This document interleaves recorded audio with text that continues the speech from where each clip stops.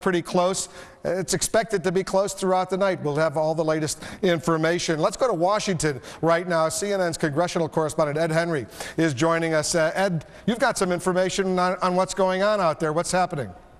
That's right, Wolf. Everybody paying attention to the South Dakota Senate race. Senate Democratic leader Tom Daschle in a dead heat with Republican John Thune. Now, in the eastern part of South Dakota, the polls closed at 8 p.m. Eastern time. But in the western part, they're open for about another half hour. Just got off the phone with the Daschle camp. They have people literally at this hour combing through voting rolls in precincts, checking for people who have not voted yet, and then calling them at home and saying, get to the polls. There's about 25 minutes left. You have to get to the polls. Now, in 2002, John Thune lost by only about 524 votes.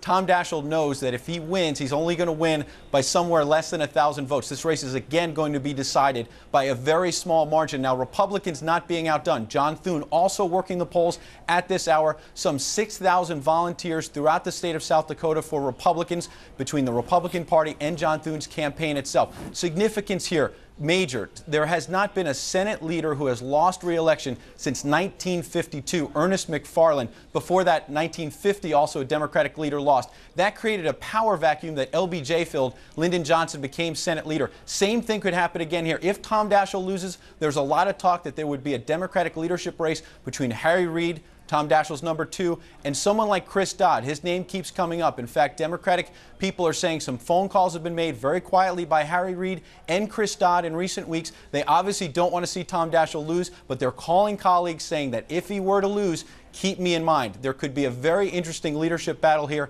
if Tom Daschle were to lose to see who is going to take charge of the Democratic leadership, Wolf. And give our viewers around the world a little perspective how important this race is. There are a bunch of Senate races, 34 Senate races out there, but this one, as far as the Democrats are concerned, I think it's fair to say is the most important. Absolutely, because of the symbolic nature of it. Also, the fact that President Bush has personally had himself and his surrogates going out and going after Daschle in recent years, but also the numbers game here. 9 Senate toss-ups. South Dakota the most significant because Democrats have high hopes of picking up some Republican seats like Colorado. They've already picked up Illinois with Barack Obama. But if they were to lose the Tom Daschle seat, that would obviously be a real hard blow for the Democrats. They're only 2 seats down. It's 51 to 49 for the Republicans, a 2-seat margin. If Democrats pick up some seats but then lose Tom Daschle's seat, that could prevent them from taking back the majority. A lot at stake here. Both John Kerry and President Bush paying attention to the Senate battle because whoever wins the White House, they're going to need their party to be controlling the Senate. We'll be watching South Dakota with you, Ed Henry, in Washington. Thanks very much. Jeff Greenfield, well, we just heard from Judy Woodruff about what's happening in Pennsylvania, a key battleground state. That's pretty fascinating stuff. Allegheny County, which is the city of Pittsburgh, went solidly for Al Gore 4 years ago. It also happens to be the home, or was the home, of Teresa Heinz Kerry. It is the headquarters of one of her foundations, which has poured tens of millions of dollars into that community. So anything that keeps the polls open later in an area of Gore's strength, you would kind of conclude would probably be helpful, that was to the Democrats, that is to John Kerry. What's the key counties in Florida? You know, when you look at Florida, a lot of people focus on Miami-Dade County, Palm Beach, but I think a really interesting place to look this year is the northern part, in Duval County, where Jacksonville is located. Last time around, the President Larry won that by 45,000 votes, but about 27,000 votes were thrown out. Many believe those were Democratic, African-American votes. I would keep my eye on that over the night. If that's a place where the President is doing well, good news for him. If that's a place that's close, 10 or 20,000 votes separating it, suggests good news for John Kerry. And no reports, no major reports, Wolf, of any problems, right? Well, we did hear Ed Gillespie complain about what he called what Ed Gillespie, the chairman of the Republican Party. I suspect there are incidents happening around the country that we don't yet know about, but presumably we'll learn about. One of the things we're doing here is some very old-fashioned notion called making telephone calls. We got all these computers, and there are 2 pieces of information that may be worthwhile. In the Lehigh Valley of Pennsylvania, which Gore won by about 1 percentage point, it is a swing district in a swing state. According to one of the local newspaper reporters there, the Kerry Get Out the Vote operation is massively outperforming. All right, hold on one second. I'm going to interrupt for a second. We have an important projection to make right now. Let's go to the projection board. CNN is now ready to project that North Carolina, and its 15 electoral votes will go to President Bush. This had been expected, although it was some that thought it was in contention. But CNN can now project that North Carolina, the home state of John Edwards, the Democratic vice presidential nominee, will go to George W. Bush. Important enough for us. In fact, let's take a look at the map right now where it stands with North Carolina going to George W. Bush, at least our projection. Right now, at this point, 102 electoral votes for George W. Bush, 77 for John Kerry, 270 needed. Just to remind our viewers, the blue states are Kerry states, the red states are Bush states. This state is Maine. We see a little purple there, 4 electoral votes. We can only project that 3 of those electoral votes will be going to John Kerry. 1, still, we don't have enough information to know where that 4th electoral vote will be going. North Carolina, I guess it's not much of a surprise, but the Democrats had hope that maybe they could cause a surprise there. This is from the time that Larry and I were young, many decades ago, when the solid South meant Democratic.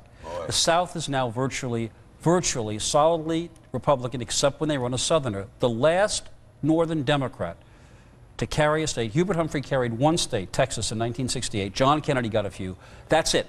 They have been shut out, the Northern Democrats from the South, for the better part of 44 years, and this is just another example of what's gone on. Although, you know, one interesting thing when you talk about Northern Democrats and Southern Democrats, if John Kerry wins tonight, it'll upset a whole lot of conventional wisdom. You know, for the last several decades, we've heard that the only Democrat who can win the presidency is a Southern Democrat, right? It's got to be Lyndon Johnson, it's got to be Jimmy Carter, it's got to be Bill Clinton. If John Kerry ultimately succeeds and wins tonight, be a big piece of conventional wisdom that's gone, along with, as Jeff is saying, the old map. And the reason they would have won is winning without strength in the South, but probably in other areas like the Midwest and Southwest. Does anyone know where 4 years ago, right at this time, it stood?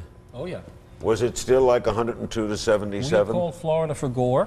This early? Well, we called Florida for Gore at 10 minutes of 8 Eastern time, Larry. That is burned in my memory, and I will 10 never to 8? forget It was even before all the precincts in the western part of Florida had closed Pensacola, because that's in the central time zone. And as you remember, Larry, we were hammered because we made a projection, then all the networks made a projection, even before all the polls in one state had closed. That early. And the fact of the matter is that we promised, and we will not do that again. We will not make a projection in a state where polls are still open. You know when you drive a car into your neighbor's garage, it's kind of, you don't forget that? That was what it felt like.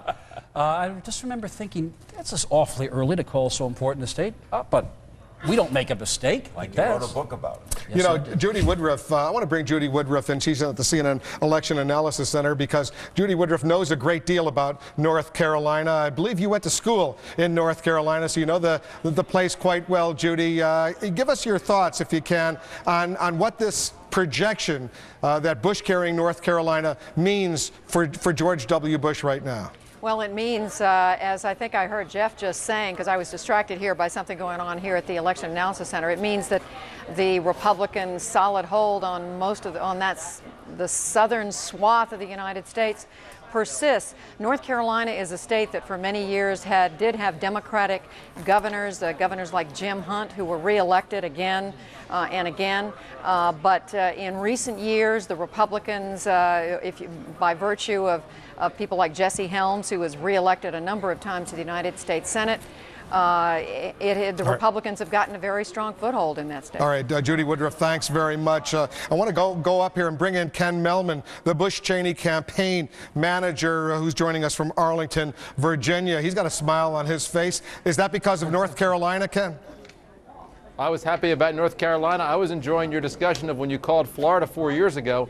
I remember that well, Wolf, and one of the reasons you called it was because a county that was called a bellwether county was a place called Orange County. It's Orlando. 4 years ago, we lost it. We got 48% of the vote. Right now, we're at 55% of the vote. And one of the interesting things, if you look at the actual returns in Florida, is all along that I-4 corridor, places where last time we lost, this time we're winning. We're also seeing improvements in places where Democrats did better last time. Alachua County, which is Gainesville. Last time we got 39% of the vote. This time we're at 48% of the vote. If you look at the actual returns, we're in a stronger position in terms of returns that have come in Florida today than we were 4 years ago. What are you seeing in Ohio, for example? Ohio returns are very early. What's interesting so far, what we're seeing again, is consistent with the George W. Bush victory in the state. In Cuyahoga County, which is Cleveland, which is the Democratic stronghold in the state, if you look at the numbers in terms of absentee ballots that came in early this time, the Democrat numbers and the Republican numbers were almost exactly the same as the last time. You also see a very strong Republican turnout in the southwest part of the state, and a lot of the rural parts of the state, and a lot of the ex-urban counties. When I look at the results of both Florida and of Ohio, I feel very good about what's going to happen tonight. What about Pennsylvania? Pennsylvania obviously is going to be a state that we always said we thought was going to be a close state and a tough state. We have a great organization in that state. You have Lancaster County. Lancaster County is the #1 Republican vote gold-producing place in the state in what's called the T, the central part of the state, and we're blowing off the doors of our numbers. We have an incredible organization there and great turnout as well. Were you disappointed? Did you really ever expect that New Jersey would go for President Bush? Well, we certainly hope so, and as you know, there were a lot of different polls that came out in New Jersey. Obviously, the other side thought so too, since Senator Edwards visited there a number of times. But look, we got a great organization in New Jersey. The folks that work there feel great about the effort they put in, and we're real proud of them. Since everything's great, Ken, are you forecasting a victory? I am forecasting a victory, absolutely. You want to tell us how many electoral votes you're going to get?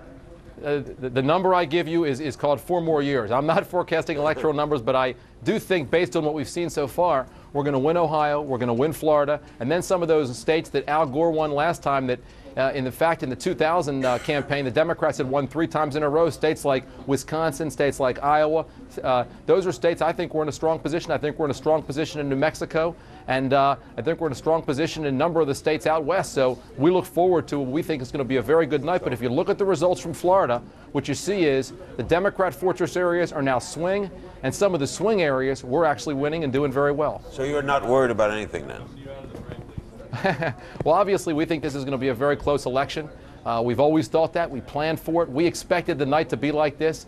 My point is that this big grassroots organization that occurred particularly in places like Florida and Ohio are now producing. When you look at the fact that we're right now winning Orange County, we're right now winning Pasco County, places that we lost 4 years ago, but because of this grassroots organization, because of all these people making the calls and knocking on the doors, we're doing well right now. Ken Mehlman joining us from Arlington, Virginia, just outside Washington, D.C. at Bush Cheney campaign headquarters. He's the campaign manager. Less than 12 minutes before the top of the hour, we'll be making some more projections at the top of the hour. Anderson Cooper is joining us. He's following the Senate races. Have you got some projections, Anderson? Wolf, we have a number of projections we can make at this point. Let's look at the board here. We're going in Oklahoma, most notably, Dr. Tom Coburn is the projected winner in the state of Oklahoma. This a very closely watched race against Representative Brad Carson. Tom Coburn had been a representative 2 terms. He fulfilled his pledge to resign after 2 terms, serving his term limits.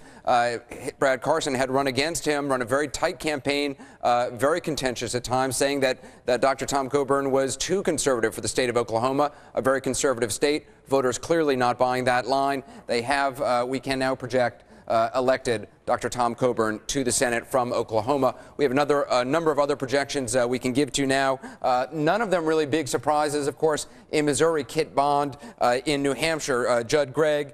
We have, of course, George Voinovich in Ohio. Barbara Mikulski in the state of Maryland, a very liberal Democratic senator. In Arkansas, Blanche Lincoln. That is, of course, also a Democrat seat. In Connecticut, Democrat powerhouse Christopher Dodd remains in his seat. And, of course, Richard Shelby remains in Alabama. None of these really big surprises. These seats are really expected to go this way, so it's not a big surprise. We're still watching that balance of power in the Senate very closely, though. Democrats need to pick up 2 seats if George Bush is elected president, need to pick up 1 seat to regain control of the Senate. At this point, we have no change. Barack Obama in Illinois picked up a seat, but Johnny Isakson, a Republican, picked up Zell Miller's old seat. So at this point, there's no change in the balance of power in the Senate. We also have one governor projection we can make here. Mitch Daniels, the winner in Indiana. This is a change. Joe Kernan had been the Democratic governor in this state, but Mitch Daniels running a very effective campaign over the last 16 months or so, really going all around to every small town in the state, making it a very long campaign and one that has paid off for him in Indiana. Wolf? All right, we'll be watching all those races with Anderson Cooper. Thanks very much. Only less than 10 minutes till 15 states plus the District of Columbia close their battling. We'll take a quick break. Much more coverage from CNN election headquarters in Times Square when we come back.